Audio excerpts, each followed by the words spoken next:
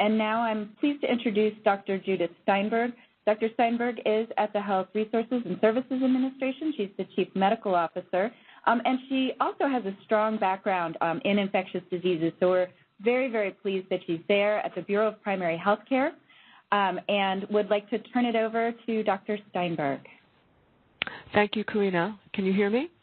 Yes, we can. Good. And good afternoon or good morning, everyone. So the mission of the Health Resources and Services Administration, or HRSA, is to increase access to health care for people who are medically underserved or geographically isolated, especially those in our rural communities. And we do this through providing grants and cooperative agreements to more than 3,000 awardees. Our grantees provide direct care and train the workforce for underserved populations. So just to familiarize yourself a little bit more with HRSA, HRSA administers the Community Health Center program and also the Ryan White HIV/AIDS program. So I'll focus most of my remarks on the Health Center program. So this slide shows you the impact that we're having in the Health Center program. As of 2016, nearly 1,400 health centers operating over 11,000 sites across the country serve nearly 26 million people. That's 1 in 12 people across the U.S. Next slide. Health centers use the patient-centered medical home model to deliver comprehensive, patient-centered care that integrates behavioral health and primary care. Patient-centered medical homes utilize multidisciplinary teams to deliver proactive, coordinated, and patient-centered care. And 70% of our health centers have been recognized as patient-centered medical homes. Next slide. Given the urgency of the opioid epidemic, HRSA is supporting health centers to utilize that patient-centered medical home model to expand mental health and substance use disorder services, including the provision of medication-assisted treatment and comprehensive addiction services. This to better meet the needs of their communities. To facilitate this, we've provided additional funding to health centers to integrate mental health and substance use disorder services into primary care.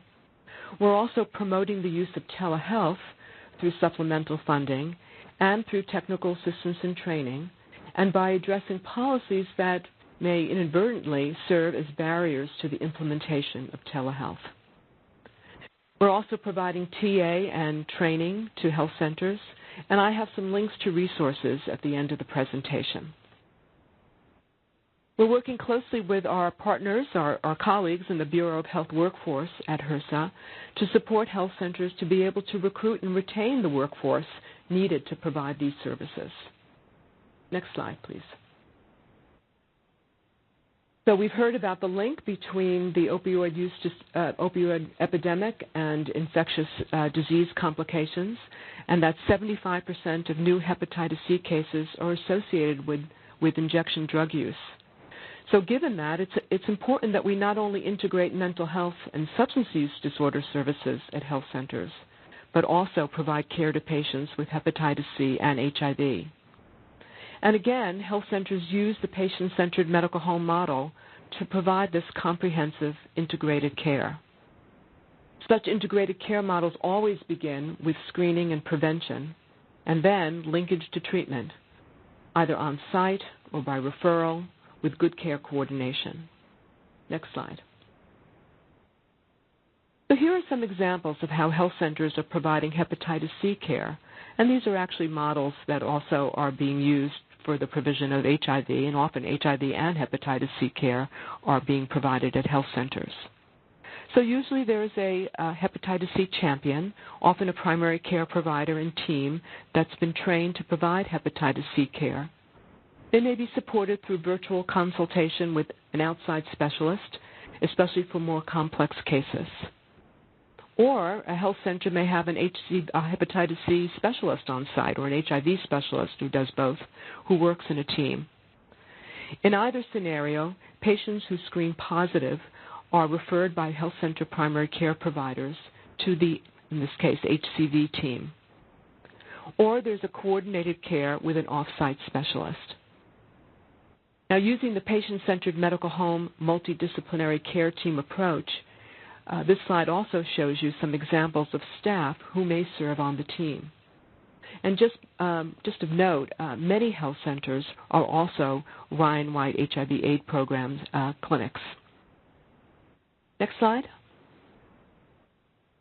So here are some of the resources that I was mentioning that HRSA is using to support health centers in the provision of integrated mental health, substance use disorder, and HIV hepatitis C care. First, our webpage with hepatitis C resources. And HRSA is also sponsoring an opioid addiction treatment, Project ECHO, that provides virtual provider-to-provider consultation, that is, specialist to primary care. Also, we have a warm line for providers to ask specialists quick questions on substance use disorder treatment. And then lastly, the SAMHSA HRSA Center for Integrated Health Solutions. And that provides a wealth of resources to facilitate the integration of behavioral health and primary care. Next slide. And thank you. Karina, I'll turn it back to you. Thank you, Dr. Steinberg. Very much appreciate your taking some time to share some of the resources at HRSA, and appreciate the many health center sites who are providing care to people impacted by the opioid epidemic. Produced by the U.S. Department of Health and Human Services at taxpayer expense.